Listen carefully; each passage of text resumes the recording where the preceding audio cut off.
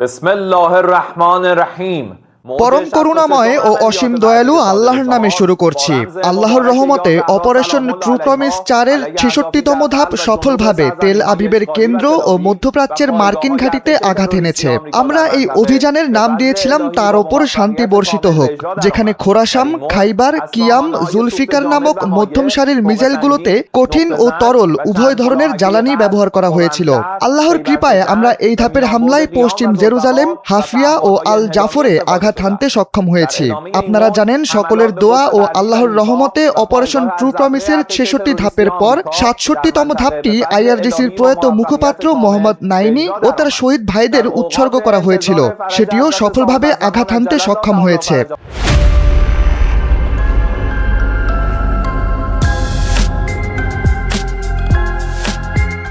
এসব হামলার মধ্য দিয়ে আমরা মধ্যপ্রাচ্যে থাকা মার্কিন সেনাদের ঘায়েল করেছি, তাদের রাডার প্রযুক্তি অকেজো করে দিয়েছি। এই অঞ্চলে থাকা তাদের সামরিক বাহিনীর মূল ভিত্তির ওপর আমরা বৃষ্টির মতো ড্রোন হামলা চালিয়েছি। হামলার এই অংশে আমরা মধ্যপ্রাচ্যের আলী সালেম বেসের ড্রোন উৎক্ষেপণ সিস্টেম, যুদ্ধ বিমানের কারখানা ও হেলিকপ্টার সংরক্ষণের আস্তানা গুড়িয়ে দিয়েছি। এছাড়া ইসরায়েলের স্যাটেলাইট, রাডার, আকাশ প্রতিরক্ষার ওপর জোর আঘাত হেনেছি। এসব হামলার পর আজ দেখা যাচ্ছে শত্রুরা তাদের ভেতর থেকে দুর্বল হয়ে পড়েছে, যার প্রমাণ তারা যুদ্ধক্ষেত্র থেকে ইউএসএস রণতরী সরিয়ে নিয়েছে, যে রণতরী দিয়ে তারা তাদের যুদ্ধ বিমানগুলোকে সহায়তা করত। বিশাল এই রণতরী কেবল ইরানের ছোট ছোট যুদ্ধযানের কাছে হার মেনেছে। ইরানের সশস্ত্র বাহিনীর কাছে এসব জাহাজ কিছুই না।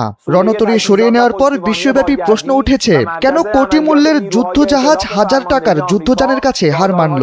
যাই হোক, ঠিক একই পরিণতি হতে চলেছে মার্কিন আরেকটি রণতরী আব্রাহাম লিঙ্কনের ওপর, যেটি এখন ভারত সাগরে অবস্থান করছে। ইরানের যোদ্ধারা তাদের উপর প্রবল আঘাত করার জন্য অপেক্ষা করছে। আমরা হারতে আসিনি, আল্লাহ আমাদের হারার পথ বন্ধ করে দিয়েছেন। আপনারা কি দেখেছেন, যুক্তরাষ্ট্র সামনে এখন দুটি পথ, আর দুটি আমাদের জন্য ভালো। একটা পথ হলো শহীদ ও অমর হওয়ার, এবং আরেকটি হলো বিজয়ের।